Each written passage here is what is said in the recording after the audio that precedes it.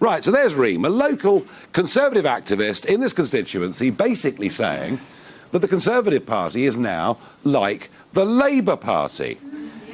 Is she right? Is she? Who thinks Reem is right? Let's see a hand up somewhere. Right, let's get a microphone to some of these good people, shall we? Excellent. Let's get a microphone to this gentleman in the front row here. Sir. Hello, Nigel. Hello there. So, I mean, Reem is an activist. She's a believer in the Conservative cause. She feels under Boris it's become like the Labour Party. I haven't voted Tory for 30 years, or indeed I'm not a Tory party member, but everything you've just said I agree with, because the Tories seem to be more of a socialist party and have been for quite a long time. Now, I don't know whether that's because of focus groups and they think the whole country is going left, or whether they've just lost their principles. I can only surmise on that. But I agree absolutely. We have a socialist government. Extraordinary. This is extraordinary stuff. I mean, here we are. There's a lady there. We're getting a microphone there. So, Boris, you know, are these folk being unfair to Boris? I think you are a bit. I am a local resident, but I'm actually not Tory, Labour or anything. Whenever there is an election, I read through everything. I even look through stuff. I don't read newspapers. And I very rarely listen to the news because they don't tell the truth.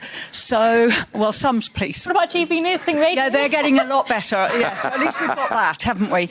I think the biggest problem is that people don't see Boris as a local MP. And whilst you say that you are local, let me tell you something about Boris. As you said, he went to your school, Ruislip High, so you're quite young, so I'm going to feel very old because I know that school hasn't been there very long. But he goes to a lot of schools.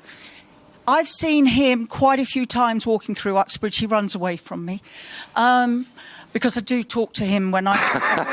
He is very, very good. I've got to be honest. I have seen him face to face, and he was very reassuring. He looked me in the eyes. He said, just tell me what the problem is. It was the day after he became PM, and I found him very approachable. And I know all the way through COVID that he was approachable here.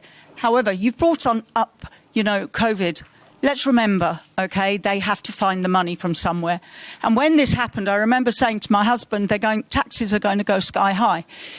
What I would suggest is look at Norway and look at their tax system, and then talk to me about taxes, because I'll tell you now, they pay very high taxes, but when you hit a certain age, you don't have to pay for anything because you've already paid into it. So then it takes you on to, you want to mess with Okay. But I mean, so Johnson, it was difficult for Johnson, wasn't it? As Prime Minister, impossible, as Prime Minister, he faced some, I'm trying to be fair here, he faced some tough circumstances. For him to be here every Saturday in the market, walking around the town, was a very, very big ask. On balance, yes or no, was it right that he was ousted as Prime Minister? No, absolutely not. And if he doesn't go for being our MP again, I will be ruining my vote, because there isn't another MP that I trust. None of them are trusting. I know he's lied. I don't think anyone here can let he who is without sin in the room. I was about to throw the first stone. Yeah, exactly. But you know what? I don't trust the lot of them, and personally think they should all be wiped out. Well, yes, but I mean...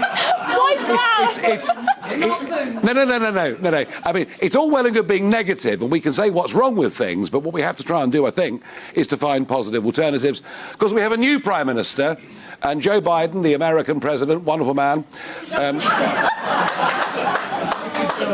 pronounced him as...